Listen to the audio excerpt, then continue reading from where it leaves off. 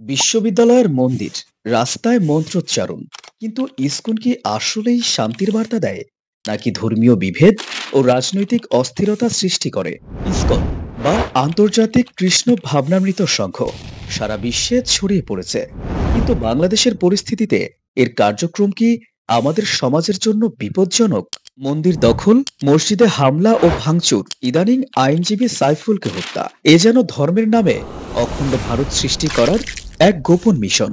ইসকনকে নিয়ে বিতর্কের আরও একটি কারণ, এই সংগঠন ধর্মীয় স্বাধীনতার কথা বললেও তার কার্যক্রম কখনো কখনো রাজনীতির চক্রে পড়ে যায়। রাজনৈতিক প্রভাবের কারণে বাংলাদেশে হিন্দু সম্প্রদায়ের মধ্যে উত্তেজনা এবং সংঘর্ষ বৃদ্ধি পেতে পারে। বিশেষজ্ঞদের মতে, ইসকন ধর্মীয় রক্ষণশীলতা প্রচার করে, যা দীর্ঘমেয়াদে রাজনৈতিক ও সামাজিক অস্থিরতা তৈরি করতে পারে।